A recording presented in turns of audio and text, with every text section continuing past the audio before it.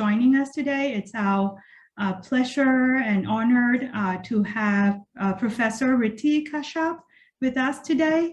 So Professor KASHYAP is an associate professor of social demography at the University of Oxford, and she's also a professorial fellow at Nuffield College. So her research addressed a wide range of questions that link to mortality and health, gender inequality, marriage and family, and migration and ethnicity.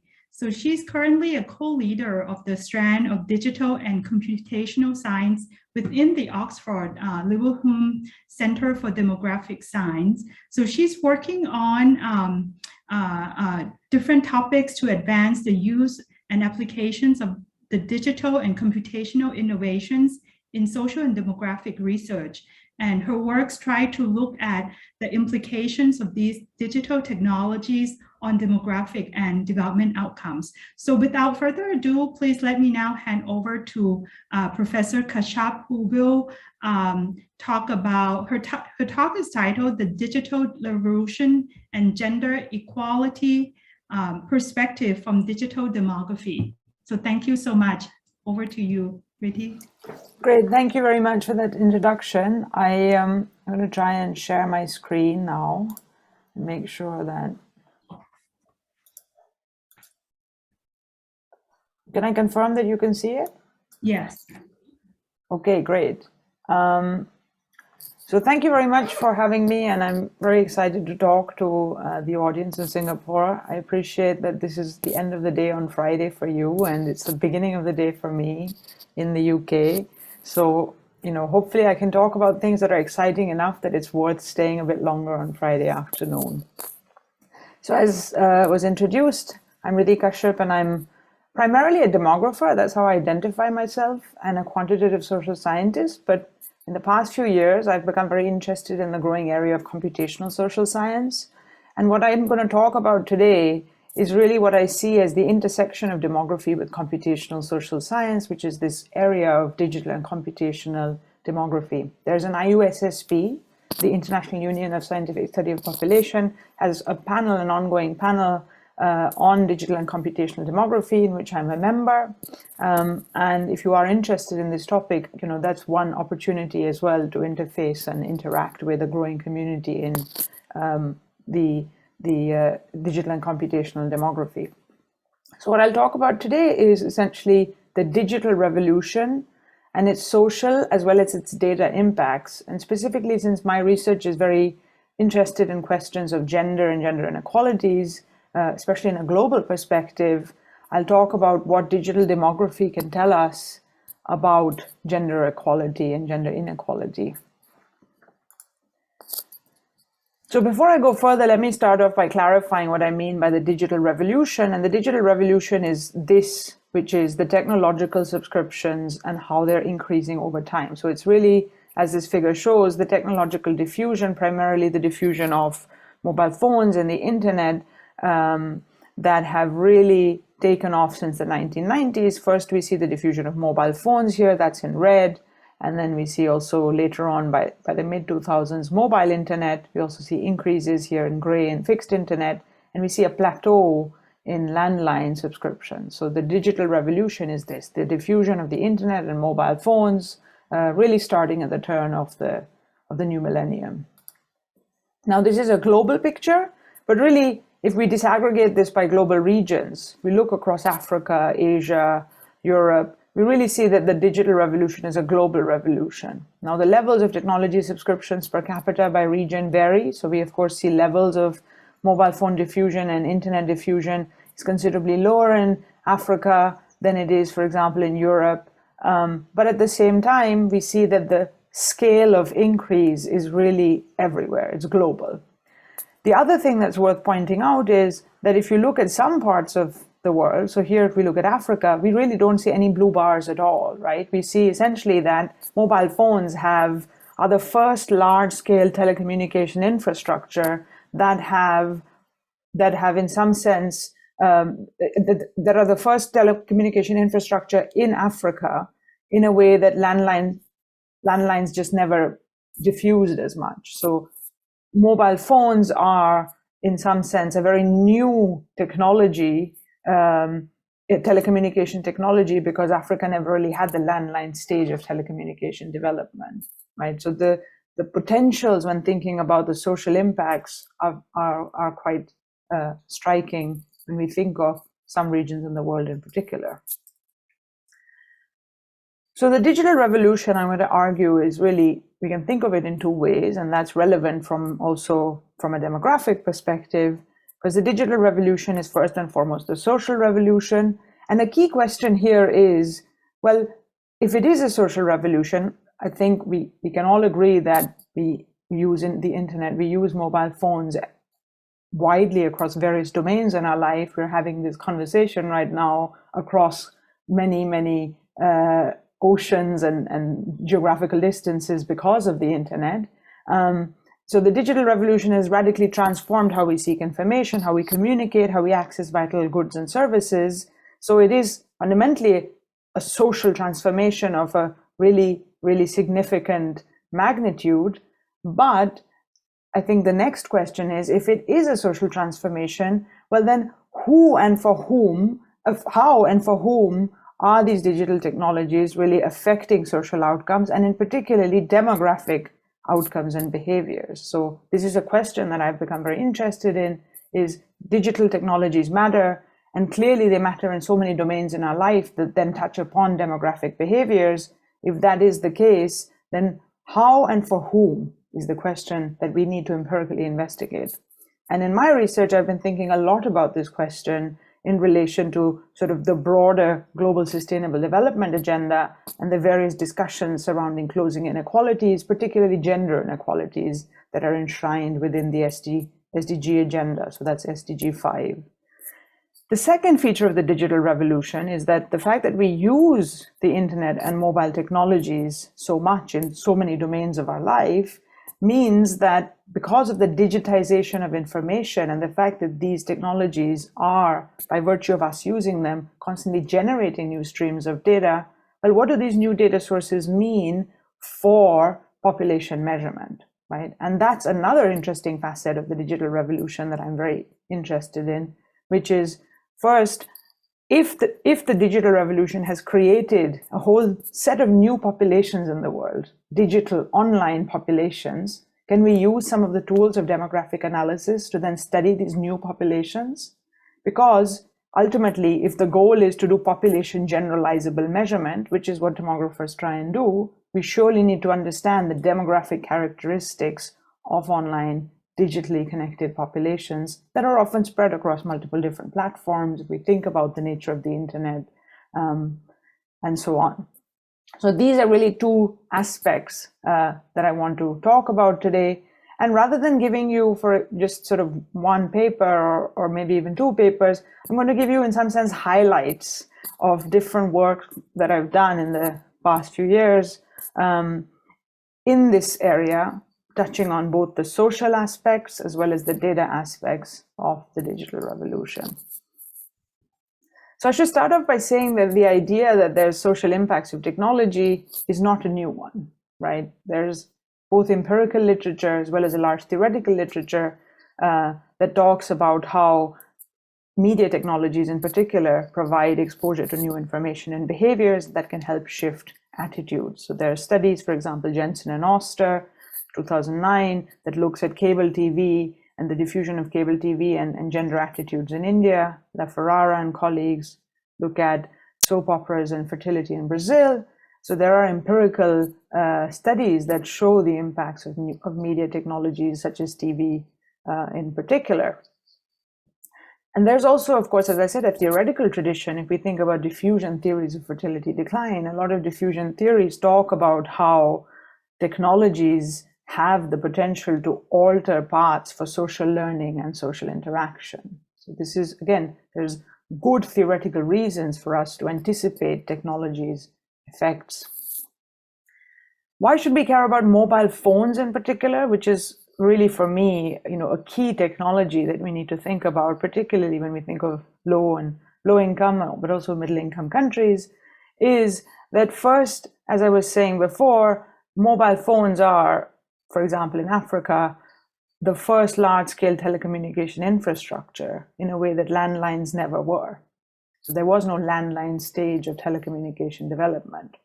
Mobile phones radically improve access to information, but they also provide private information, which is very useful when the topics of conversation might be something that is perhaps more prohibited for open discussion in the context of, more sensitive social norms, for example, discussions surrounding contraception. They also provide access to services such as mHealth, mobile money for unbanked individuals for who otherwise other forms of financial infrastructure may be less accessible. Mobile phones provide, of course, better connectivity, which might be very useful if you live in a remote area where other infrastructure like markets or other infrastructure like hospitals or healthcare services are not as readily available. They also provide access to networks. So, for example, in cultural contexts where women move away from their natal home, they might provide access to parental kin, to natal kin, which could be a form of empowerment as well. They also provide media exposure. This is especially the case for more advanced smartphone type mobile phones, but more broadly, even feature phones provide access to media content through SMSs or MMSs, but ultimately the sort of more advanced smartphone technologies provide very globalized media content exposure through social media and other channels. And a lot of globalized media content provides exposure to the life outside of one's immediate national borders, perhaps narratives, stories that one might not encounter in one's immediate vicinity. Now, with that in mind, in this study that I'm going to talk about in the next few slides, we look at this impact of mobile phones using both macro level as well as individual level survey data sets that we augment with geospatial satellite data. So in the first analysis, we look at essentially construct a global panel with variables, so mobile phone diffusion as well as various other economic and social development variables from 1993 to 2017. So every unit of analysis is a country. We have countries observed over time. And essentially, we look at how the diffusion of mobile phone is associated with gender inequality measures, contraceptive prevalence, as well as mortality indicators linked to under 5 and maternal mortality. And in this cross-national analysis, and I'm just showing the figures here, which show the global correlations between the mobile phone diffusion and these sustainable development outcome variables. These global correlations show systematic and powerful correlations between diffusion of mobile phones and lower gender inequality. So there's a negative correlation on the top left panel here, and then we see increased mobile phone diffusion associated with contraceptive prevalence. And we find that these coefficients are much stronger and more significant in and also larger in magnitude, most crucially, in countries that are Q1, Q2, so the lowest and the bottom and the second lowest quintile in GDP per capita. So that's suggestive of sort of more powerful associations in the most poorest countries. Now, this is of course a correlation, but then when we include in controls for educational expansion, for pop density, and a range of other control variables, we find that these correlations hold. These correlations also hold when we do panel data fixed effects, as well as try a range of other kinds of panel data models. So at the macro level, we see essentially strong and powerful correlations between mobile phone diffusion and these sustainable development outcomes linked to contraceptive prevalence, gender inequality, and maternal mortality. And these correlations are much stronger in Q1, Q2, so the poorest countries as per GDP per capita. So larger payoffs in the poorest countries is the story that we find when we look at the macro level data. Now that's at the macro level, right? And that's just looking at sort of countries over time and the relationship between development and technology variables, net of a range of controls. But what about at the individual level? How can we analyze this at the individual level? Can we look at the relationship between sort of digital and demographic variables at the individual level, even because we have theoretical reasons to expect this relationship to hold? And what's relevant here is that starting phase 7, the DHS, the Demographic and Health Survey Program, which is a widely used survey infrastructure used in demographic analysis and demographic work, is incorporated variables on technology use. So it has a mobile phone ownership variable as well as an internet use variable. So they're not necessarily very detailed variables, but they're still useful. And we're in fact one of the first studies to put them to use here in this analysis, looking at 7 countries in sub-Saharan Africa. And when we look at mobile phone ownership, we see amongst women, using the women's recode file of the DHS for the first 7 countries for which these data became available, we see that there is obviously still a lot of room for growth, right? So, for example, the lowest levels of mobile phone ownership, these gray bars, is here in Burundi, 27% of women, whereas 72% of women saying they own a mobile phone in Zimbabwe. But when women do own mobile phones, they're using them for important things. They're using them, for example, for financial transactions. They're also receiving family planning related messages on them. These are these blue bars, right? So we're seeing that there is already some evidence that a mobile phone diffusion is at different stages in different countries, but at the same time, when they are available, they're being used for important life course decisions and important access to services. So this is the individual level variable, the individual level data set, the DHS, in which we have this mobile phone ownership variable. Now, the DHS is also a cross-sectional survey. So we don't really have a panel or some other kind of longitudinal data set where we can look at changes in mobile phone access and other life course outcomes. So to get around the fact that obviously mobile phone ownership is likely to be endogenous to a lot of the outcomes that we're interested in. For example, I'm going to now show analysis where we're interested in revisiting some of the outcomes linked to health and well-being and women's empowerment. But at the individual level, if I want to do this analysis, we have to bear in mind that, of course, there's always the threat of endogeneity, because more empowered women might be the ones who, for example, own the mobile phones rather than mobile phones enabling women to make decisions in different domains of their life.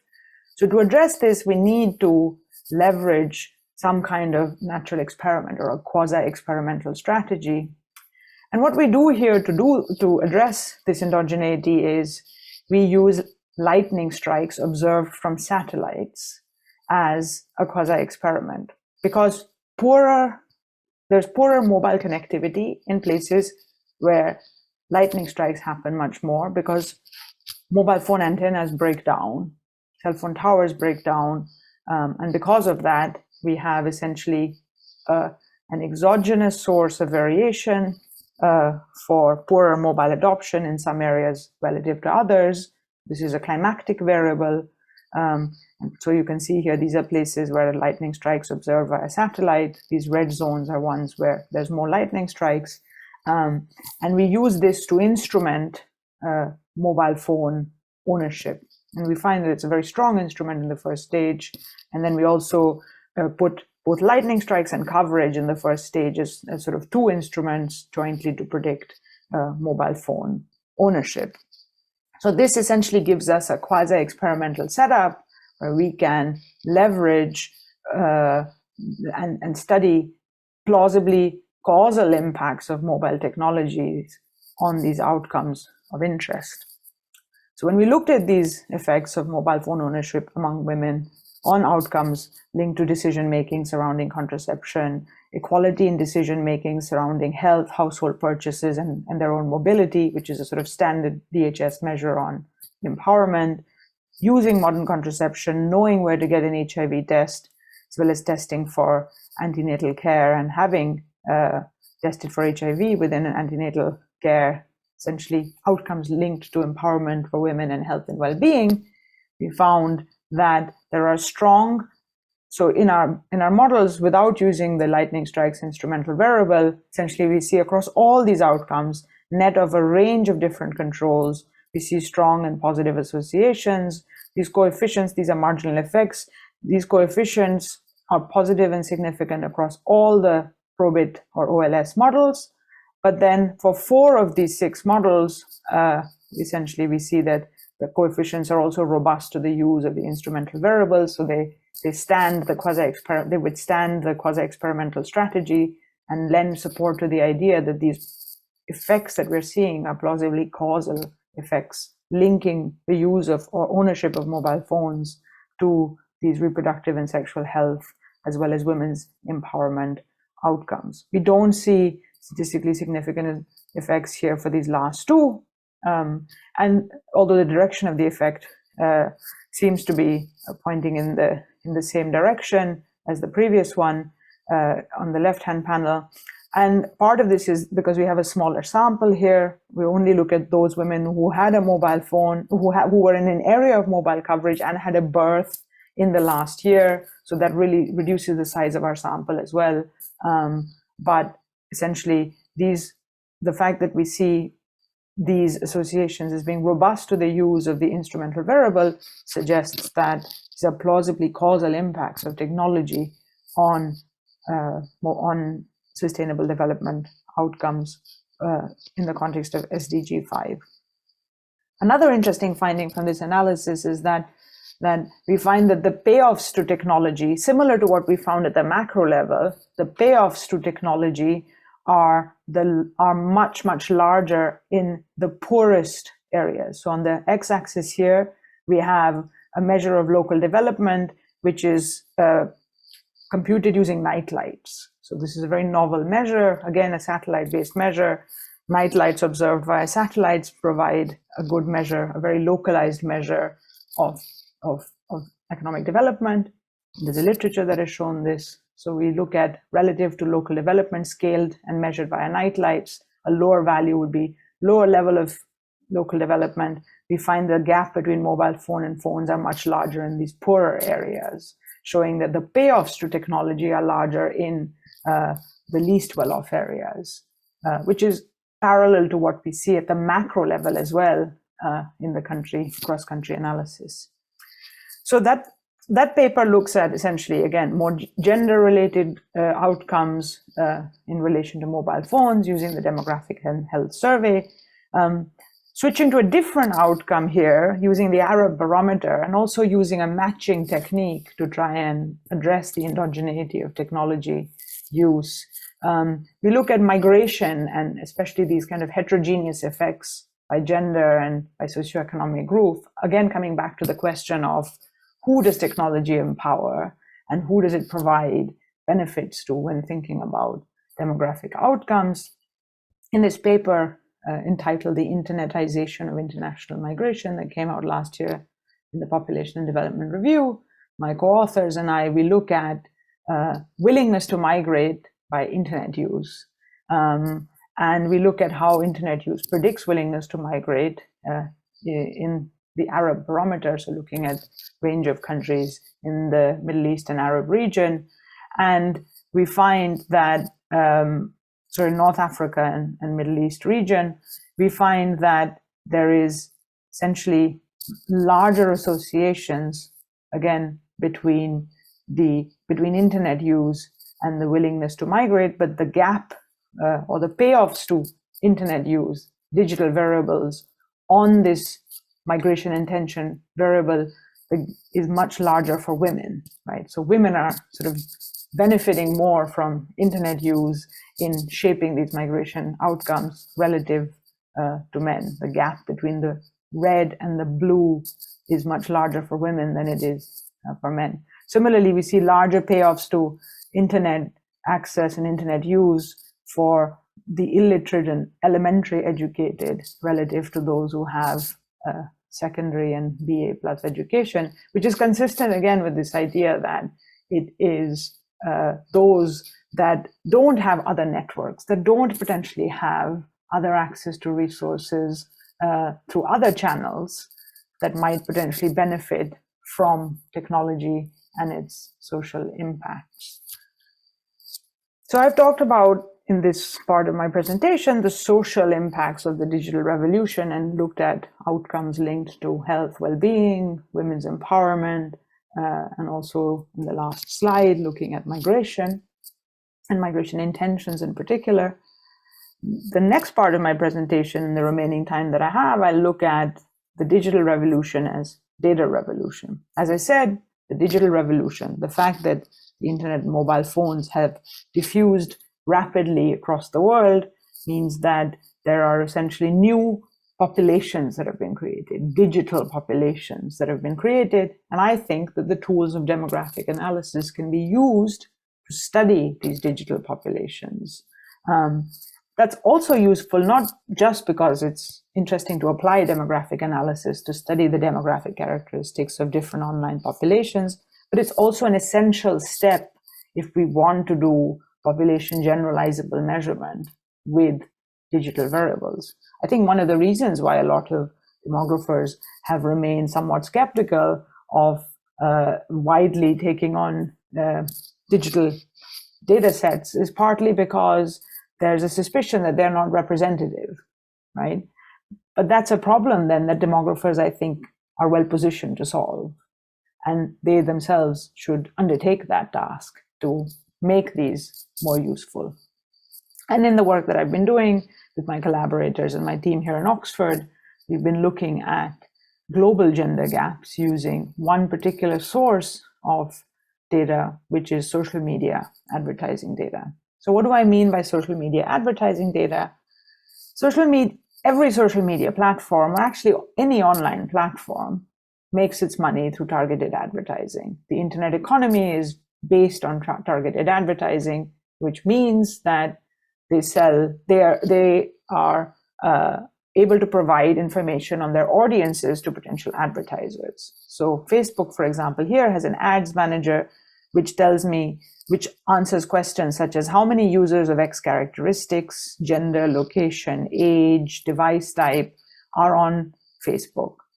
In this way, we can think of Facebook's ads manager, its advertising platform. So here I've queried Nigeria, men, and it tells me there are 15 million people, right? So that in this way, we can think of this as a digital census of the Facebook population, providing us characteristics, demographic users. It's telling us the sort of demography of the Facebook population. Similarly, that was men in Nigeria. Now I've asked women in Nigeria. It tells me that there's 9.1 million. So we see there's already a sort of a gender gap, right? There are more male users than female users on Facebook in Nigeria. This principle of advertising platforms, as I said, is not just restricted to Facebook. It's across online platforms. And here's LinkedIn. And LinkedIn is a very different platform than Facebook. It's more targeted to professionals. And similarly, you can get audience estimates. Here, male users in the Netherlands, 4.5 million, right? So this is the front end. And in most of these cases, you can query these programmatically using application programming interfaces. So you can get these kind of aggregate estimates of users based on different kinds of demographic or geographic attributes from different platforms. So in the work that we've done, we've looked at how we can predict SDG 5 gender equality linked indicators using these social media ad data across different types of platforms. And in particular, we've done this because from the view that there's been a lot of discussion, for example, in the context of the UN's data revolution, of trying to leverage non-traditional sources of data to fill data gaps, expand geographical coverage, provide more timely data on SDG indicators. And we've tried to create examples of how we can use these social media ad data from different platforms to provide real-time information on internet and mobile access gender gaps. So that's what we do on our website, digitalgendergaps.org, where we use Facebook's ad audience measures to create a Facebook gender gap to predict, as I'll show in the next slide, internet and mobile access gender gaps by training models where Facebook's gender gap is a key predictor. We've also done this to show how we can measure professional gender gaps using LinkedIn gender gaps. And a key principle here is that these data sources help expand geographical coverage, and they provide more timely data on, because these data from the marketing platforms of social media or online platforms can be queried quite regularly. So they're much less, in some sense, resource intensive than fielding a survey every month, which we couldn't do. But at the same time, they provide us information which we can calibrate against survey or some kind of ground truth to see to what extent can they help fill measurement gaps.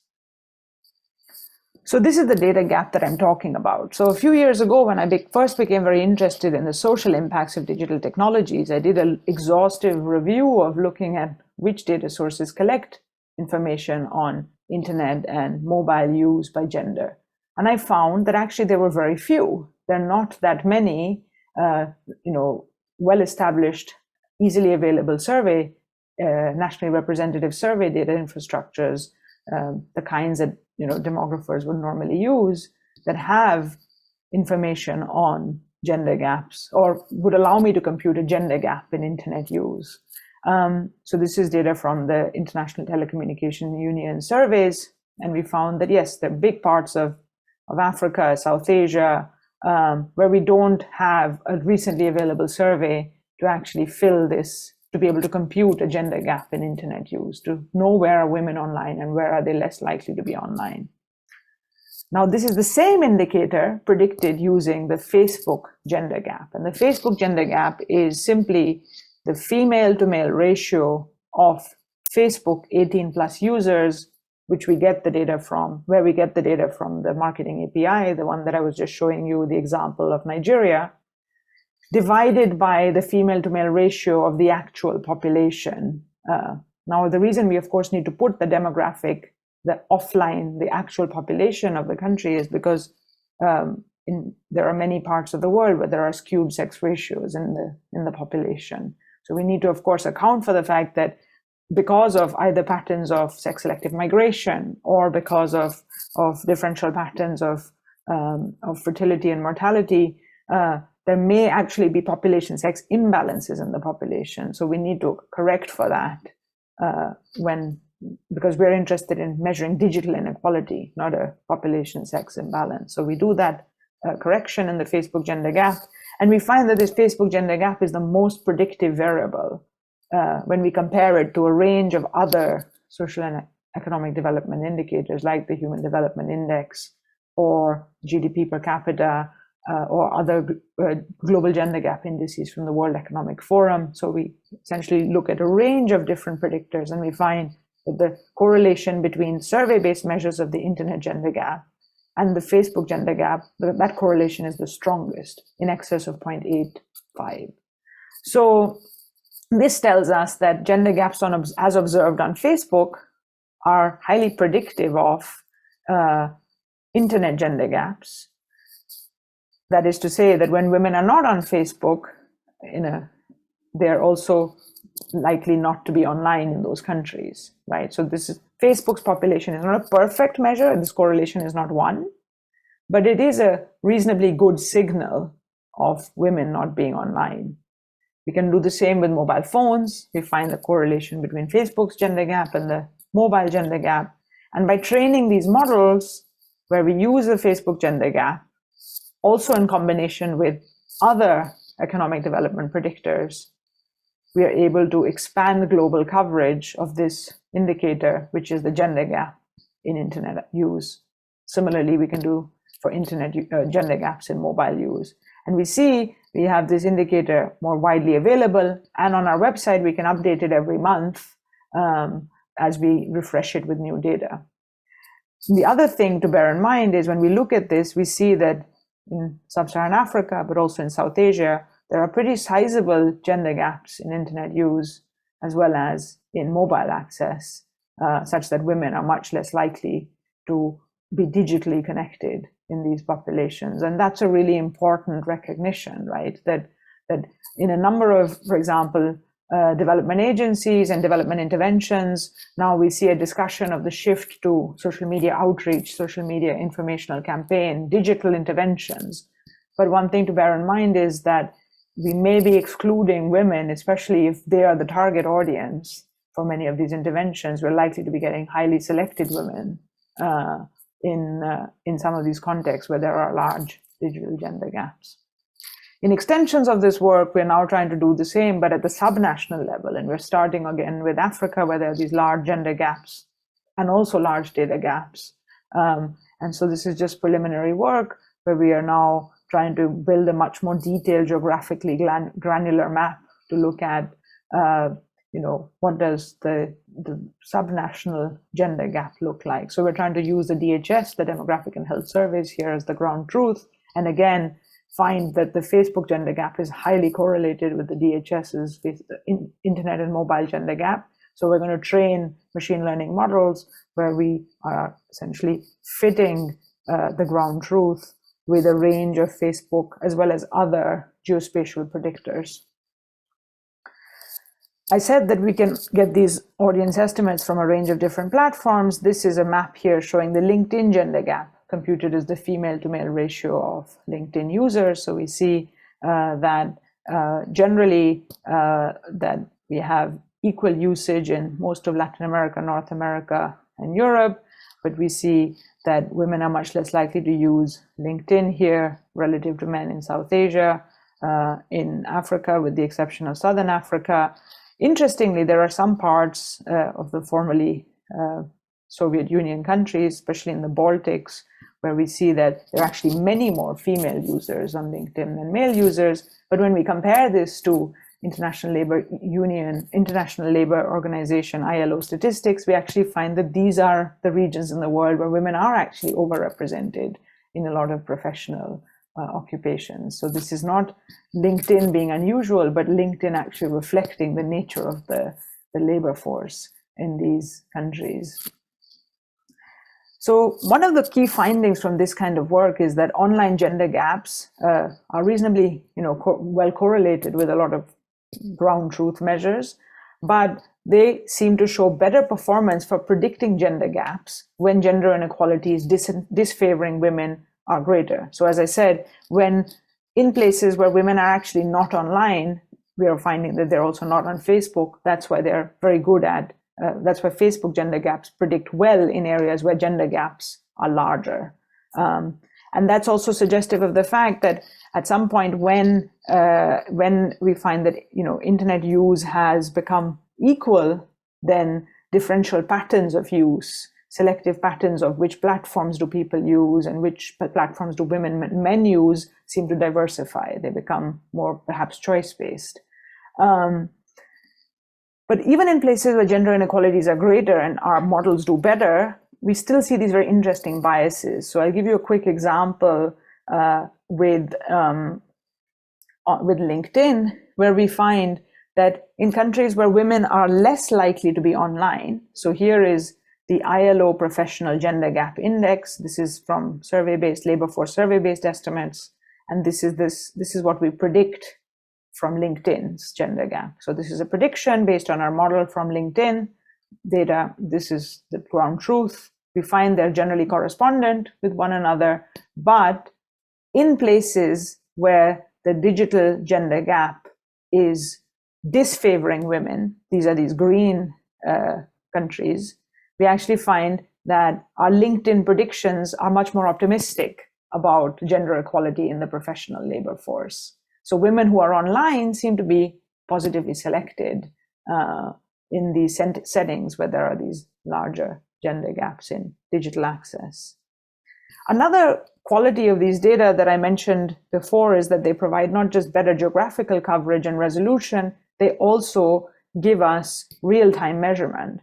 So for example, during the COVID-19 lockdowns, we saw in the March-April lockdowns, our data collection streams, where we collect these on digitalgendergaps.org, we found that there were larger increases in female use of social media, in particular Facebook, than male. And this could be because, women at that moment in time became more actively involved in kin keeping, in connecting with family, in making sure that family relations were kept intact despite the physical separation entailed by the lockdown. So they started using social media to do that much more.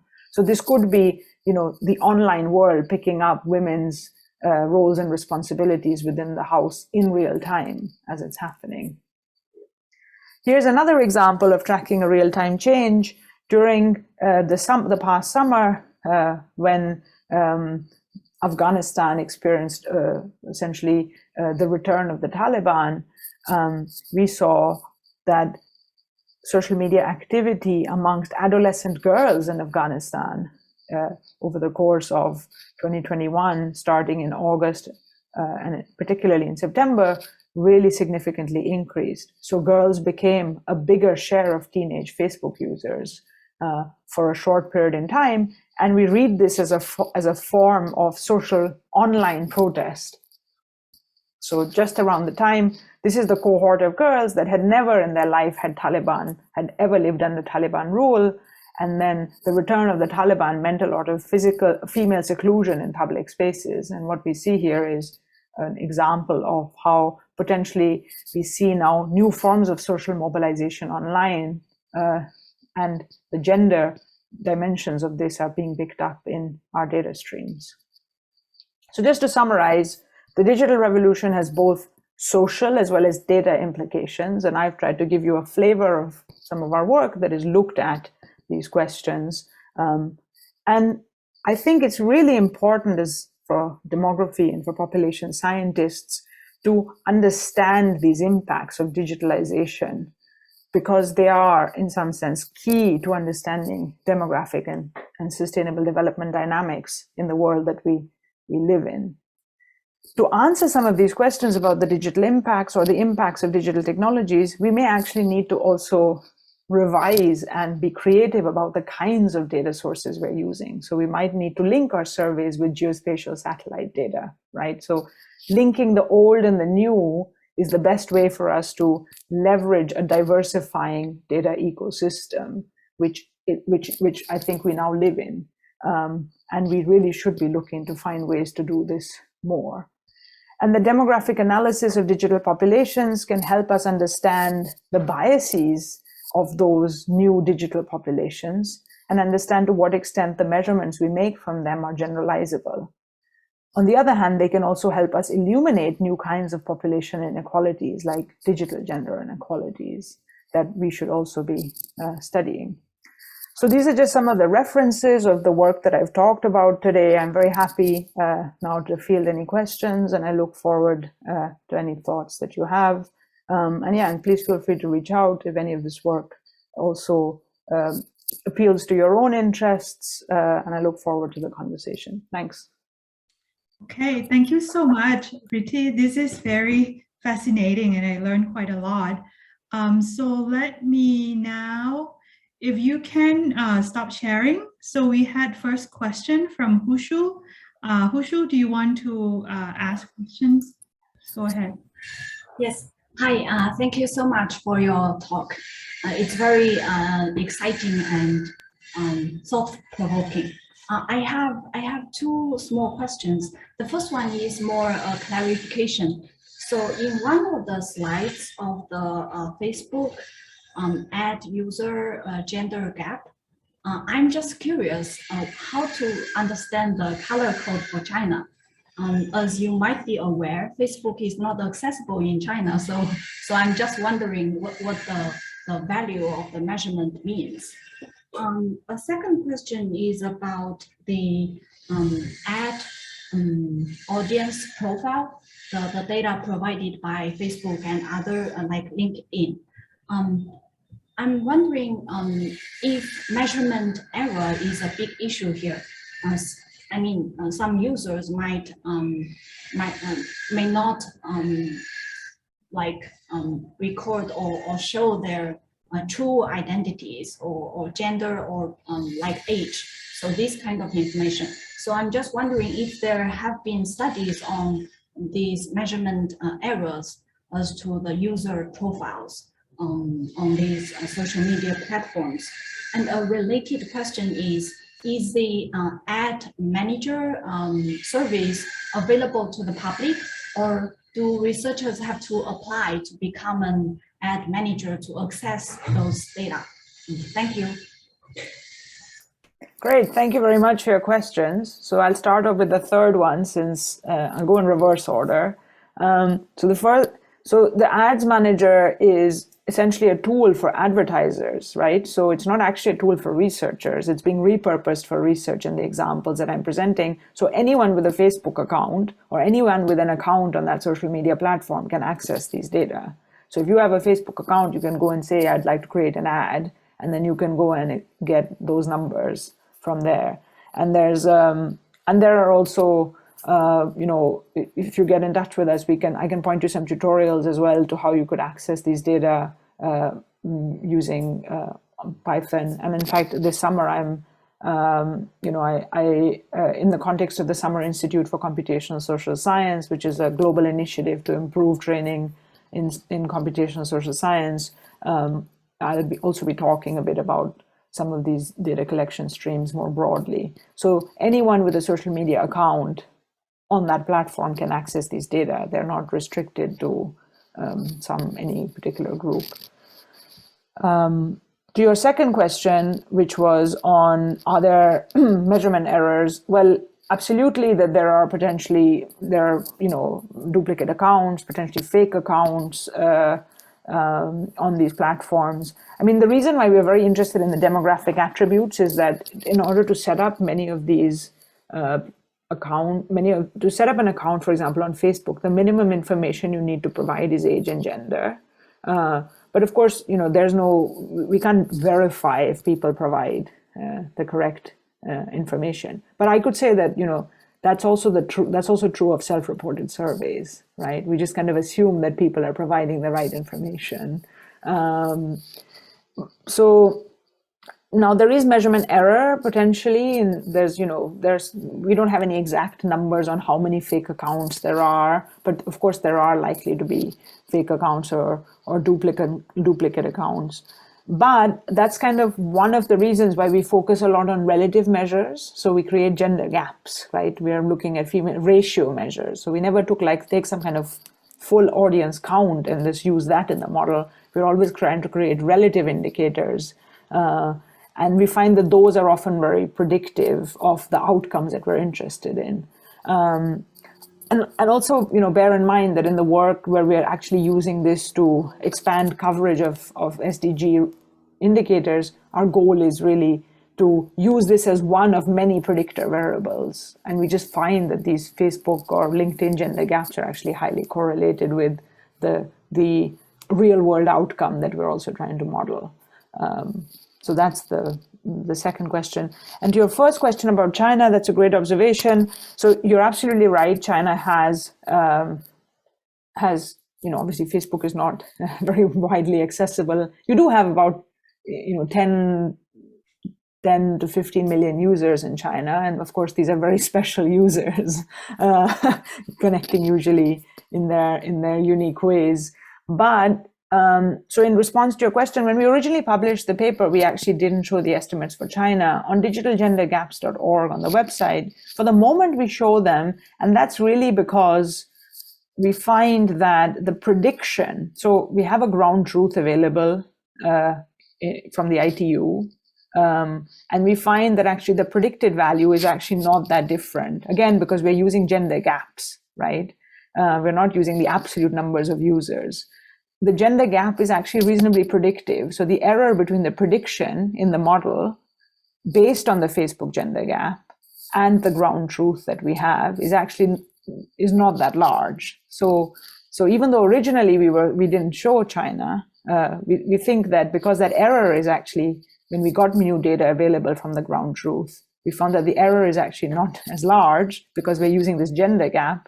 We for the moment have decided to show China because the indicator that we predict using the Facebook gender gap is reasonably consistent with the ground truth. That being said, I totally take your point that we need to look at other platforms for China. So we have ongoing work. We're now looking at Weibo and gender gaps on Weibo to look specifically at, in fact, subnational variations in gender gaps in China. Okay, so we have questions. The next question is from Aris Ananta. So he asks, is there any correlation between digital technology and types of family formation? So let me add to his question. So when you look at mobile phone ownership and usage as a social revolution, right? And you look at different positive impacts, but do you also look at the correlation with, or maybe, you know, how it may have negative effects on people's life, right? And by the way, I like how you use lightning strikes as an instrument. I think it's a brilliant idea. Yeah, thanks very much. So obviously this is a great question that, you know, there's no reason for us to just to assume that there are positive impacts, and especially a lot of the literature on media exposures show that it's not just media exposure, but content matters. Right. And also there may be both positive and negative impacts. For example, if we look at exposure to, you know, not all media is positive. We have a lot of violent images. We have a lot of pornography, you know, I mean, media exposure, and especially widely globalized media exposure, can also have pros and cons. So I think you're absolutely right. And I think at the moment, I am very interested in this question, particularly in looking at how these effects might be different based on the different types of media exposure or different types of technology, right? At the moment, the question in the DHS is very crude. It only has a question on mobile ownership. It doesn't tell you what kind of phone it is, what kinds of platforms are used. And I really think this is a tremendous area of growth, but at the moment is a bit of a lost opportunity because very few demographic surveys, social demographic surveys, are incorporating detailed digital variables. In fact, I have a chapter on this as well that I'm writing at the moment to make this point. And in a paper that I published last year in Population Studies, I also talk a bit about how, you know, demographic surveys are not making enough of an effort to collect more rich measures of digital connectivity, digital access, because you're absolutely right that we could expect these theoretically, these directions to go in different ways. But for that, my feeling is we need more refined measures to go. Another interesting finding from another paper that I didn't show today is that these effects can also vary, right, for men and women. So we find, using the Afrobarometer, we find that women who own mobile phones are more likely to espouse positive gender attitudes, particularly for women taking on political leadership roles. But we find no effects for men. So there's heterogeneity there to be explored, both in terms of subgroups, but also in terms of the direction of impacts. Your point is well taken. So thank you. So the next, I don't know if you have answered Ari's questions about how digital technology may be correlated with type of family formation. So I'm not sure I understand the question. Perhaps, Aris, do you want to sort of explain a bit more what you have in mind? Yeah, thank you, Pu and Ridhi. I am interested to know whether digital use is correlated whether the household is consisting of one member, two member, young and old, and so on. Whether it is related. So I think, I mean, there are definitely sort of, you know, there's demographic differences in digital connectivity, right? So we find that younger cohorts are much more likely to use digital technologies, than older cohorts. And when I say digital technologies, I mean use the internet, use computers, use mobile phones. Although, of course, this can look very different if you look at different kinds of, say, social media platforms, right? Like, for example, the people in their 20s and 30s at the moment are much more likely to use Facebook than those who are 15 to 18 or 19, because for them Instagram or TikTok are the new platforms, especially in those who are now in their teenage years, right? So Facebook is aging, and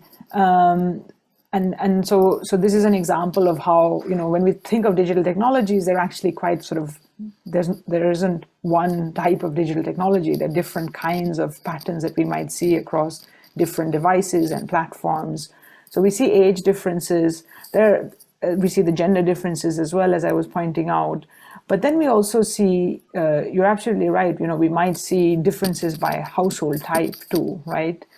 Particularly during the pandemic, you know, it's plausible that those who were living alone might have actually taken to digital technologies much more because they didn't have people around them, right? This is actually, again, a question that is really hard to study because there's no way that, at least from the Facebook ad platform, we know anything about the household context of individuals because we only have these aggregate data on counts. And similarly, you know, I guess we could look at the correlation between household size using some kind of survey-based source. But at the same time, again, in the context, we really wanted to study this in the context of the pandemic. You know, I from the top of my mind, I can't think of any immediate data infrastructure that would have captured this. But yeah, I think it's very theoretically plausible that there would be differences by household type, and I think it's a really interesting question to explore. Okay, thank you. There's one last question from someone from Bhutan, I think. Any study on smaller digital gender gap and violence against women? Again, I'm not sure I understand the question, so perhaps Karma wants to clarify. If you're still there, would you want to turn on your mic? Yes, thank you. Actually, what I meant to ask was, are we seeing that if the country with the smaller digital gender gap have lower prevalence of violence against women, or how is it? Does it have any impact? So this is a really interesting idea, but I don't think. I mean, again, I haven't formally tested this, partly because also data on violence against women in a sort of systematic cross-national comparable way is also not easy to come by.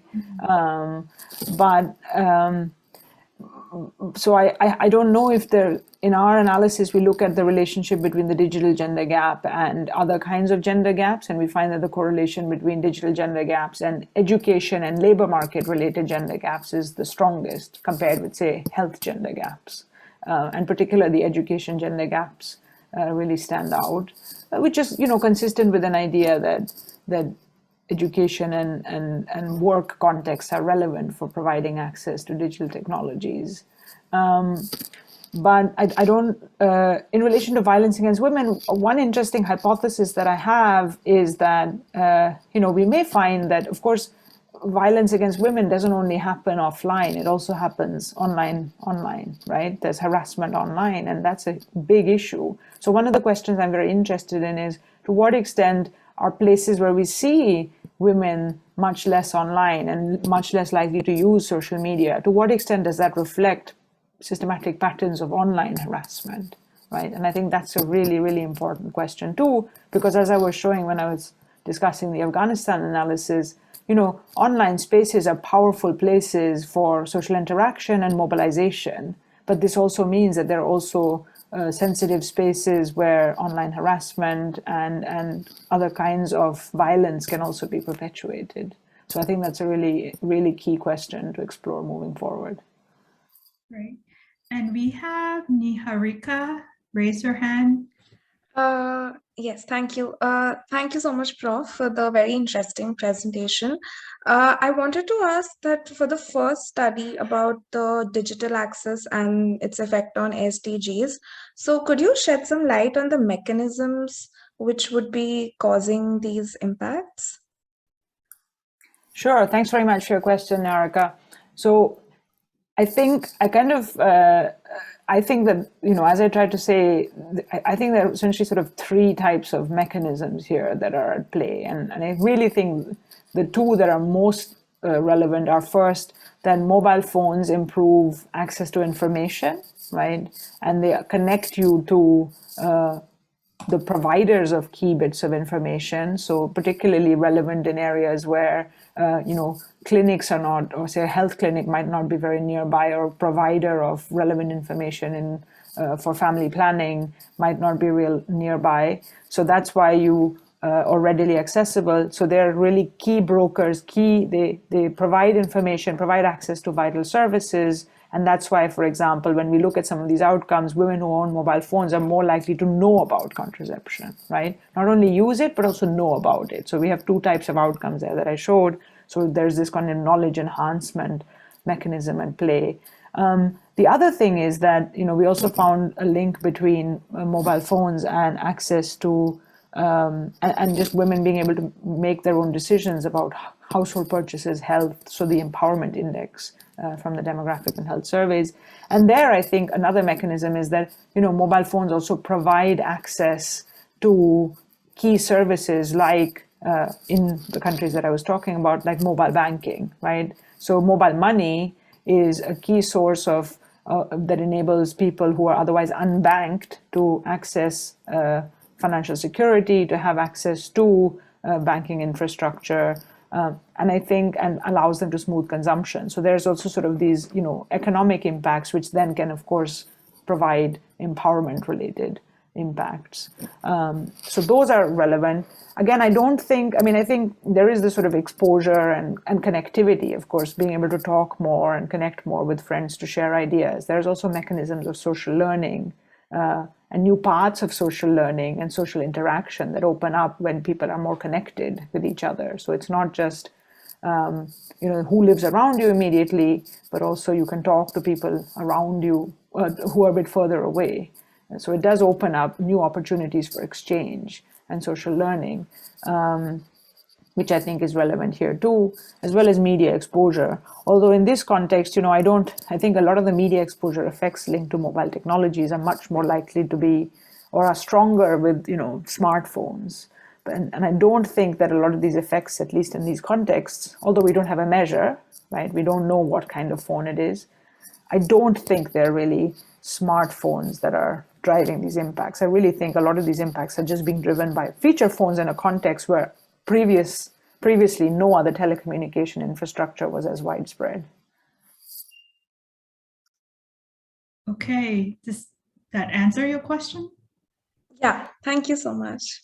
Okay, great. So thanks so much, Ridhi. I learned a lot, and I feel like, it really helped me as a social demographer to think outside the box about these potential sources of data, right? Anyway, thank you so much for your time, and thanks everyone for being with us on Friday evening.